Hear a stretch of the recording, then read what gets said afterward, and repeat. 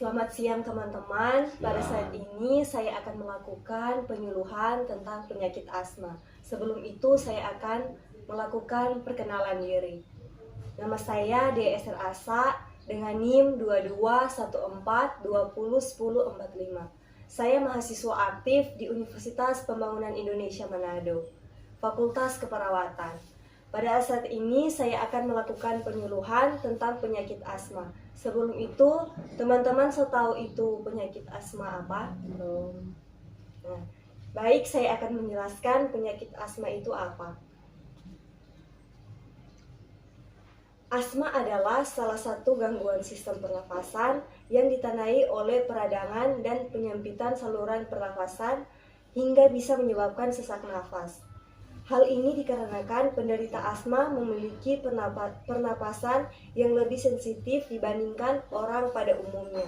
Ketika paru-paru mengalami iritasi, saluran pernapasan akan menyempit sehingga udara yang masuk dalam paru-paru menjadi terbatas.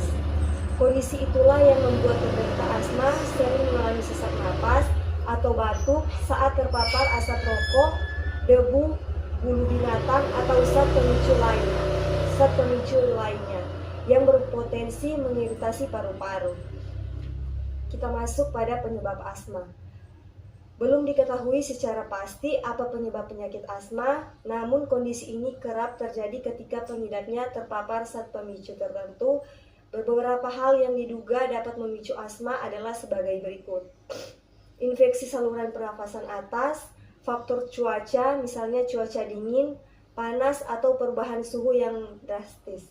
Perokok aktif dan pasif, mengonsumsi makanan dan minuman yang mengandung pengawet, terkena paparan zat-zat di udara seperti polusi udara atau zat kimia, alergi makanan tertentu, stres dan gangguan kecemasan, aktivitas berlebihan seperti olahraga berat, terlalu banyak tertawa atau bernyanyi, penggunaan obat-obatan tertentu.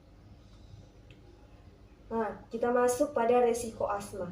Asma dapat terjadi pada semua kalangan, baik itu anak-anak, dewasa, maupun orang tua. Akan tetapi, gejala asma biasanya telah diketahui sejak penderitaannya masih anak-anak. Adapun beberapa faktor yang dapat meningkat resiko asma pada anak-anak, yaitu memiliki keluarga dengan riwayat asma, menderita infeksi pernafasan seperti bronkitis dan pneumonia, kelahiran prematur, terlahir kondisi berat badan lahir rendah, memiliki alergi atau poti.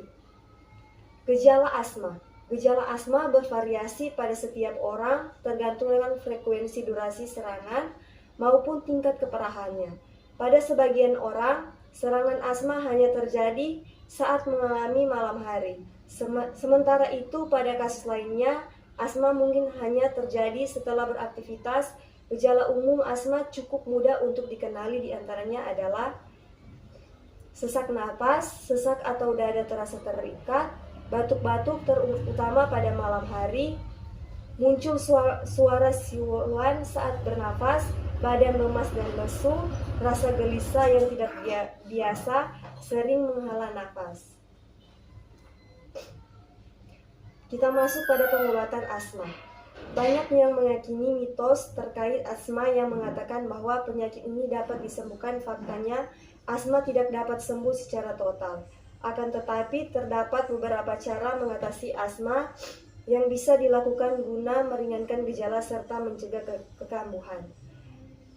Biasanya, dokter akan merekomendasikan penderitaan asma untuk menggunakan inhaler sebagai pertolongan pertama saat serangan asma muncul. Sedangkan pengobatan asma biasanya ditunjukkan bagi penderita asma sebagai berikut. Yang pertama, obat kontrol jangka panjang. Pengobatan jangka panjang biasanya ditunjukkan bagi penderita asma yang memiliki gejala kronis. Pengobatan kontrol jangka panjang bertujuan untuk mengendalikan keparahan gejala, pencegahan asma kambuh secara berkelanjutan dan mengurangi komplikasi. Yang kedua, obat kontrol jangka pendek. Tujuan pengobatan jangka pendek pada penderita asma adalah meringankan gejala akibat serangan akut yang baru muncul, sekaligus ketika gejala kambuh sewaktu-waktu, namun perlu diingat bahwa penggunaan jenis obat ini tidak berlebih dari 2 minggu. Nah, baik, demikianlah penyuluhan dari saya tentang penyakit asma. Apakah teman-teman sudah paham dan mengerti? Paham. Baik, terima kasih atas waktu dan kesediaan dari teman-teman tentang penyuluhan saya tentang penyakit asma. Terima kasih. Selamat datang di Universitas Pembangunan Indonesia Manado yang terletak dekat dengan kawasan bisnis Bahu Mall Manado. Tempatnya di Kelurahan Bahu, lingkungan 3 Manado, sangat strategis di pusat kota Manado. Dibangun di atas lahan seluas 2,5 hektar, Universitas Pembangunan Indonesia Manado berdiri megah dengan ruangan 7 lantai, terdiri dari ruangan kelas, ruangan kantor, perpustakaan, laboratorium komputer, laboratorium keperawatan, pengadilan semu, dan laboratorium bahasa, kantin, serta rooftop di lantai atas. Universitas Pembangunan Indonesia Manado memiliki 6 fakultas dengan program studi, yaitu Fakultas Pertanian, Prodi Agribisnis, Fakultas Hukum, Prodi Hukum, Fakultas Teknik, Prodi Teknik Elektro dan Teknik Sipil, Fakultas Ilmu Sosial Ilmu Politik, Prodi Ilmu Politik, Fakultas Sastra, Prodi Sastra Inggris, Fakultas Keperawatan, Prodi Ilmu Keperawatan, dan Profesi Nurse.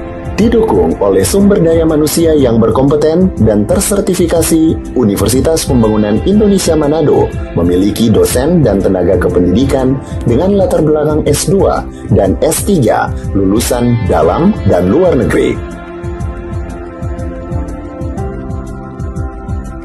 Proses belajar mengajar dilaksanakan dengan teknologi informasi merujuk perkembangan dunia modern saat ini, dilakukan dengan sistem e-learning dan sistem ujian online atau ULAIN. Hasil tracer student Universitas Pembangunan Indonesia Manado dan fakultas menyebutkan lulusan UNPI sudah tersebar di dalam dan luar negeri.